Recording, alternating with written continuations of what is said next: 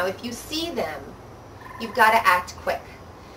And the two types of things that you can do, the first is you can go to a CVS or a Walgreens and you can buy a lice treatment product like Nits. It comes with like a shampoo and type thing. You put it on the hair, you shampoo it in, you let it sit. You've got to follow the directions. Read the box, tells you exactly what to do, and follow the directions. You shampoo the hair out. That usually will kill the lice, and many of those treatments will stay active for about 14 days, which is good because any new lice that will hatch in that time from eggs will be killed by the treatment. It's an insecticide, really, is what it is. And after you're done with the product, now comes the tedious part, and that is you've got to remove the nits. If you don't remove the nits, which are the eggs, they will hatch into lice again, and the cycle repeats itself. The product that you use, like the Nits type treatment, the lice treatment, does not kill the eggs. It only kills the lice. You'll see them when you wash your hair. They'll fall down into the sink. And then you comb your hair out really well to try to get all the dead lice out, and you rinse it again. And what you need to do is you need to buy a nit comb. Don't just get the comb that comes with the product. It's like a little plastic comb. You don't want that. You want a metal comb. Those of you who want to see what this looks like, please go to my blog spot. I have an article up about the head lice, and I've put photos and links to where you can actually buy it on Amazon if you wanted to, and you can look at the product and read all about it.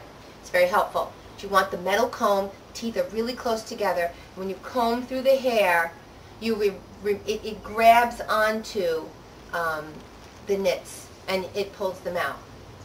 It still misses some though. Now, as you go along, you rinse out the comb because you want to rinse them off.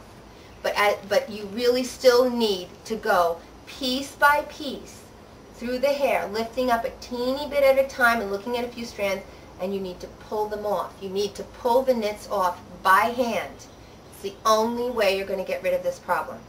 You've got to use that treatment, then you've got to remove the nits, and you have to do that every single day for 7 days.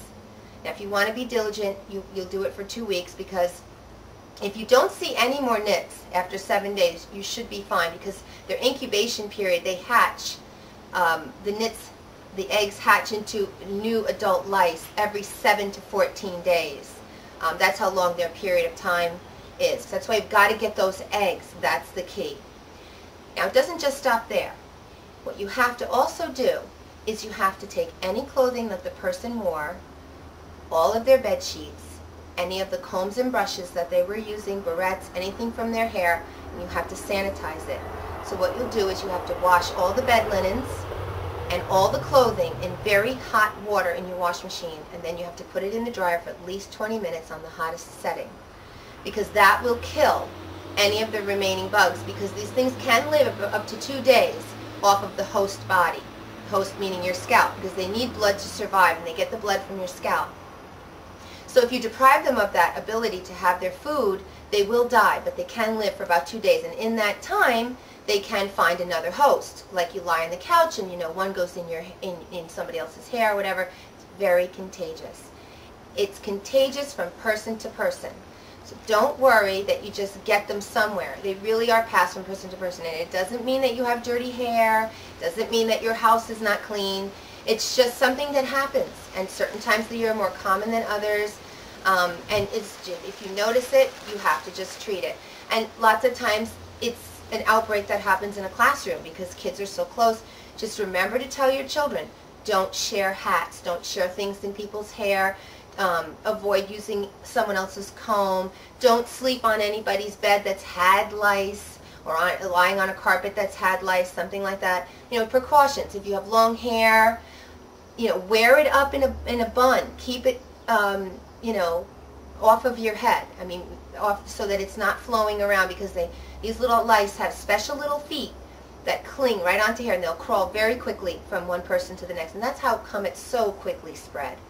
Shorter your hair is, the least likely you are to get lice. The longer your hair is, obviously, the more you've got lying around for them to grab onto, and the easier it is for you to get lice. It's more common for women, for girls to get lice than boys. The boys have short hair, so the lice don't usually grab on as easily. Now the thing with lice is that everyone in the family that has it has to be treated at the same time. So if one child in your family has the lice, everyone needs to be checked, and then everybody has to be treated that has the lice at the same time. Otherwise you'll keep reinfesting each other, and you don't want to do that. There's one other thing I wanted to mention. See, I get itchy even thinking about it.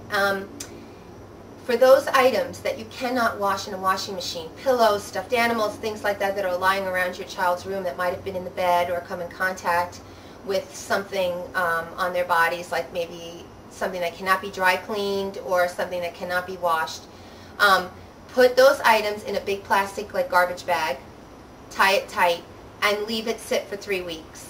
That will kill any of the eggs and lice that are on those items. So just gather up everything that you can that the child has really come in contact with, and sometimes it's a lot of things. And sometimes that's just easier for you than it is just to wash tons and tons. I mean, you want to wash the bed linens, you want to definitely boil the combs and things like that, or just throw them away. And kids also, be careful about sharing headphones, earphones, things like, your iPods. You can pass them that way, because these things lie on children's heads. It's not just, hair barrettes and clips and combs and brushes.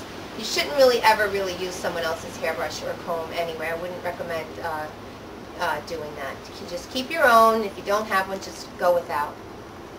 But yes, you'll have to put them in a bag, keep them for 3 weeks, and they will die. So anything you put away from a host, suffocate them in a plastic bag, and then in 3 weeks you can take them out, put them back on the bed again, and you'll be fine.